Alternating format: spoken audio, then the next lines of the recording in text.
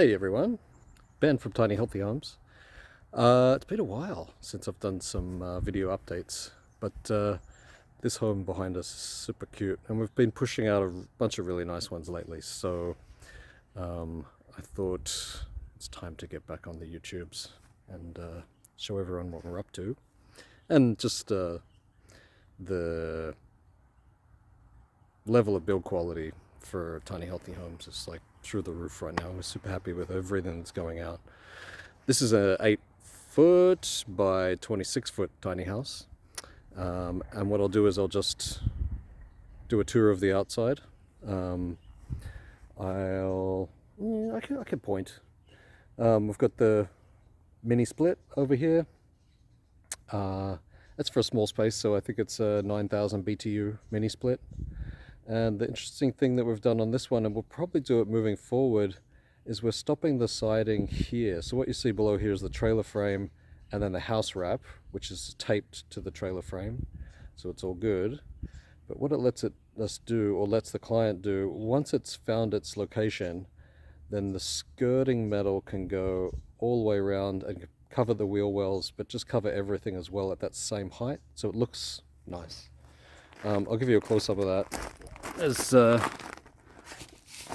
this drip edge here, so this corner, the skirting metal can come from on the underside of that and then all the way down to the ground, ideally with a little bit of ventilation. But the idea behind that is that if you're able to keep the wind and just a bunch of the weather out from underneath your home, then it's easier to keep warm. Stops critters from going under there. Actually, while we're here, I'll show you what we do for the bug mesh. So the first layer of our whole build is we put mouse wire. It's like a metal fabric under there, and so that's our rodent protection. So that's what we do under the entire house. Then we've got the house wrap on top of that, and then we insulate and moving up to the subfloor. So that's how we do the underside, so no bugs get in. While I'm here, we can probably see down this way there's our water inlet, and then past the wheel well on the other side is our sewage out. Over on this side here you can see that's our electrical input, and that's about it for the underside. This house doesn't have any propane. It's all electric, so it makes our life easy. If we are doing propane, then we'd be putting it on the tongue and slide this over, and we can have both. It's no problem. Around the outside this way, what do we got? Nothing on this side, which is good. Good for us. I'm going to spin the camera around for the back here. So it'll make more sense when we're on the inside, but we've got a Lunos fan up here and a Lunos fan down here. They work in tandem. This is the lungs of the building. So one fan breathes in while the other fan breathes out. And so it creates this nice air circulation in the house, and it's also bringing in fresh air and getting rid of stale air. That's why we put one up high and one up low. It helps distribute the heat around the house as well. So it's we put them in all of the tiny houses. I think it's almost irresponsible not to. We've got a bathroom exhaust there, kitchen exhaust. This siding here is actually metal. It's got that lap siding look, so everything's metal, which means it's super easy to maintain, and it's also fireproof, which a lot of times these tiny houses are going to areas that are sort of in rural areas that could be prone to bushfire, so it's just nice to know that nothing's gonna catch fire easily. Maybe I should spin the camera around again. Let's do that. Okay. I'm going to open up the field of view a little. So I've got a platform here. It's a floating platform, and that's for a fireplace. We've got steel bracket through there, so it's super strong, and it just makes for a nice look once that fireplace is in position.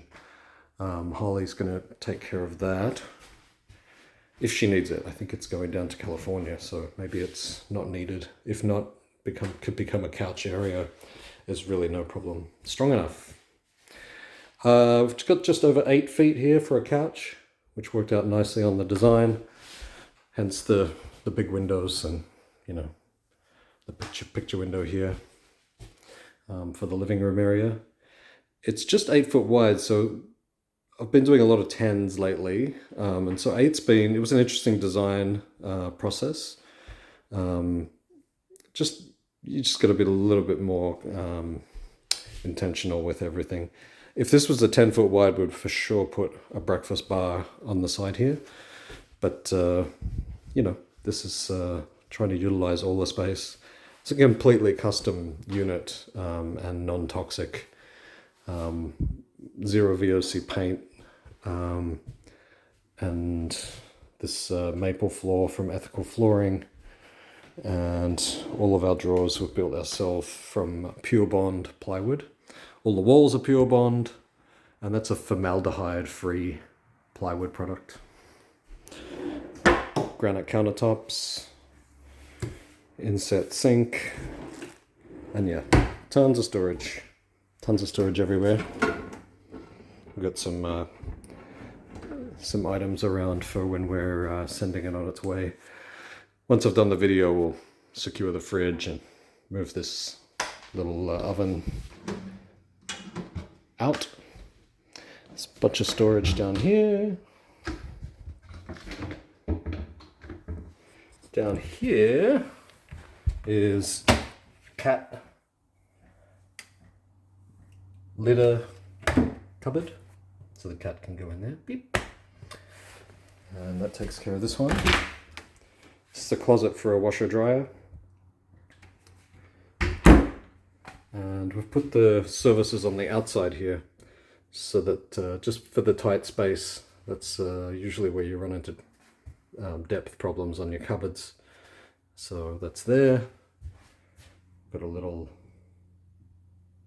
coat area. This is the wheel well here. That's why that's there. And on this side, we've got the washroom. So it's a 54-inch bathtub. It's comfortable. I'm 5'10", and it's comfortable for me. I think if you're any taller than me, maybe not. Regular bathtub's 60 inches. This is 54. And we wanted to put that in for a couple of reasons. One is we wanted to have a bathtub, and two is we wanted to have a office. So if it was 60, that office would not have been feasible. The 54 is becoming more and more common with small space living in apartments and stuff. Granite sink again, undermount, a little bit of extra storage here because we could just sink it into our wall.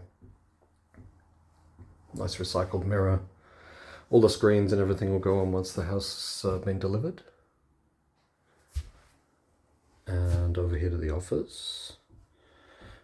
Again, we just utilize the space in our wall to create some shelving. It's not too deep, but that's all we could do with the width. The doors goes right close to it, as you can see. Here we have a little desk area. There's storage underneath for a printer, and that's also where the Lunos is.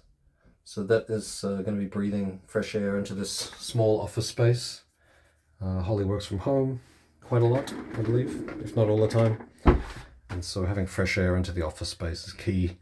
And then sitting down at the desk in the chairs, giving you this nice big open view. You're sitting right in the window, which makes this office feel much bigger than it is. The desk here actually lifts up. Oops.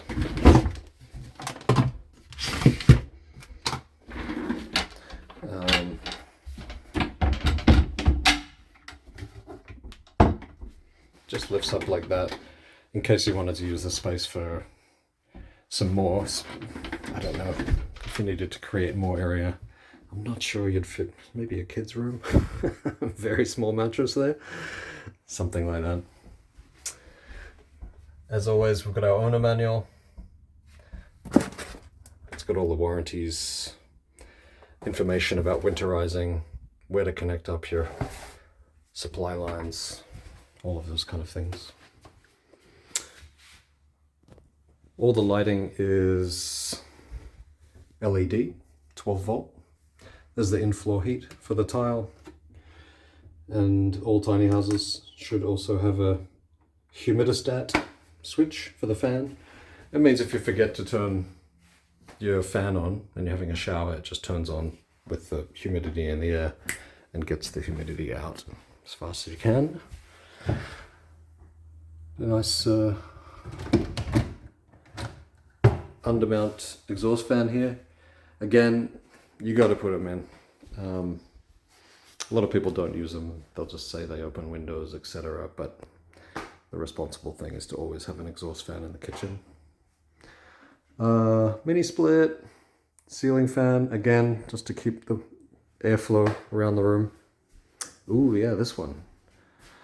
Holly's got a cat, and we did test it with one of the cats here around the property, and they climbed up and up into this ledge and loved it. So it's a cute little feature. There's our RV electrical panel. There's also, that'll be where the router is. We've got hardwired data running to the office, so you don't have to run a Wi-Fi in here if you're sensitive to EMFs, etc. The stairs, we kept this open look by putting just the metal wire in there, the aircraft cable, so you can sort of look right through it. Top of the stairs, we've got a landing here so you can stand up, get dressed, whatever it is, next to your bed. The loft height here is 4 feet. At the other end there's 3 and change. Yeah, got a fairly good sized closet space there. I think that's 5 feet closet. I've just put the bed here for some pictures. And I'll crawl across here. Got more storage and hot water tank over there. And then the other Lunos is right there.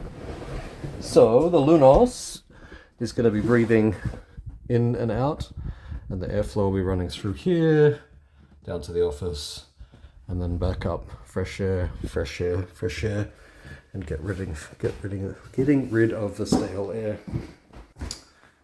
So that's the Holly tiny house. Hopefully I'll get some more of the videos done from our previous tiny houses over the last like 2-3 years, and try and line them up so that they can be released sort of once every week or 2 weeks, just so everyone can see what we've been up to.